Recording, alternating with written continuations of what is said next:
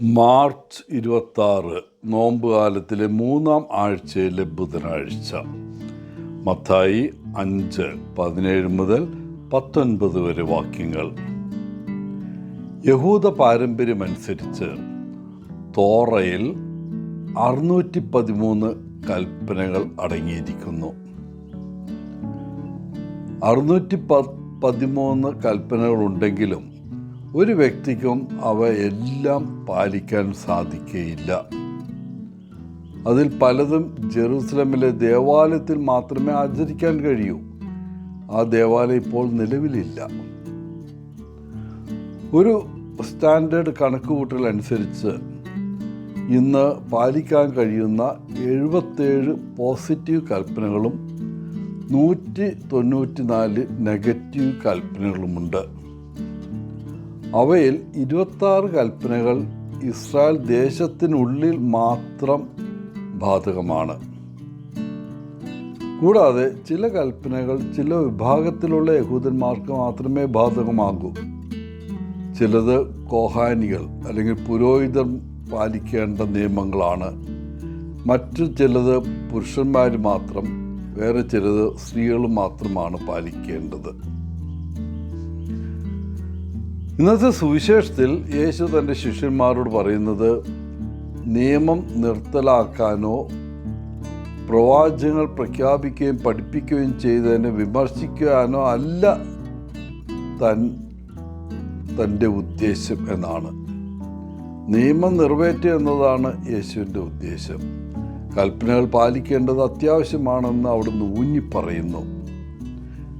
എന്നിരുന്നാലും ഫരിസേയരുടെ ദൃഷ്ടിയിൽ യേശു പലപ്പോഴും യഹൂദ നിയമം ലംഘിച്ചു. നിയമം പാലിക്കാത്തതിന് അവർ പലപ്പോഴും അവനെ കഠിനമായി വിമർശിച്ചിരുന്നു. അവർ പറയുന്നത് പോലെ അല്ലെ വിശ്വസിക്കുന്നത് പോലെ അനുസരിക്കണം എന്നാണ്. യേശുവിനെ വിമർശിക്കാൻ അവർക്ക് പല കാരണങ്ങളും ഉണ്ടായിരുന്നു. ഫരിസേയർ നിയമം പാലിക്കുന്നത് എന്ന് അവർ കരുതിയതുപോലെ യേശു നിയമം പാലിച്ചില്ല.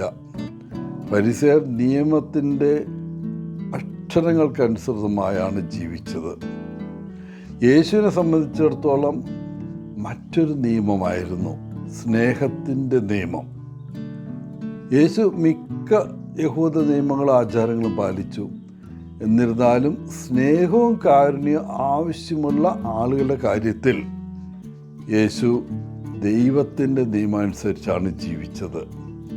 അതെ, എല്ലാ കൽപ്പനകളും പ്രധാനപ്പെട്ടതും ആവശ്യമുള്ളതുമാണ്.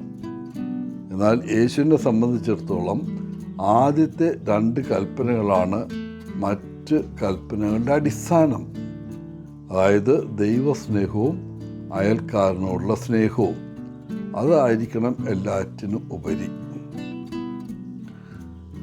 ഫരിസേയരെ പോലെ നമുക്കും നിയമവാദികളാകാം. ശരിയല്ലെന്ന് നമുക്ക് നിരീക്ഷിക്കാൻ പറ്റും, മറ്റൊരാൾ ചെയ്യുന്നത് ശരിയല്ല എന്ന്. എന്നിരുന്നാലും നമ്മൾ ആരാണ് അവരെ വിധിക്കാൻ? അവർ എന്തുകൊണ്ടിങ്ങനെ ചെയ്യുന്നതെന്ന് നമുക്കറിയില്ല. മാത്രമല്ല, വിധിക്കാനുള്ളത് നമ്മുടെ അധികാരമല്ല, അത് ദൈവത്തിൻ്റേതാണ്. മറ്റൊരാൾ നമ്മെ വിധിക്കുമ്പോൾ നമുക്ക് ഇഷ്ടപ്പെടുകയോ നമ്മളത് അംഗീകരിക്കുകയോ ചെയ്യാറില്ലല്ലോ. എന്നിട്ട് നമ്മൾ പലപ്പോഴും മറ്റുള്ളവരെ ന്യായവിധിയിൽ കൊണ്ടുവരുന്നു. പ്രിയപ്പെട്ടവരെ, കൽപ്പനകൾ പാലിക്കുന്നതിന് നമുക്കൊരിക്കലും പൂർണ്ണത കൈവരിക്കാൻ കഴിയില്ല. കാരണം നമ്മൾ മനുഷ്യരാണ്, ദൈവമല്ല. എന്നിരുന്നാലും ഓരോ ദിവസവും ഓരോ മണിക്കൂറിലും മറ്റുള്ളവരെ കൂടുതൽ പൂർണ്ണമായും ന്യായവിധി കൂടാതെ സ്നേഹിക്കാൻ നമുക്ക് പരിശ്രമിക്കാം. ദൈവം നമ്മിൽ നിന്ന് ആവശ്യപ്പെടുന്നത് അത്രമാത്രമാണ്. എല്ലാവർക്കും നല്ലൊരു ദിനം ആശംസിച്ചുകൊണ്ട് ഒത്തിരി സ്നേഹത്തോടെ പോളച്ചൻ CSSR ഫ്രം കേരള.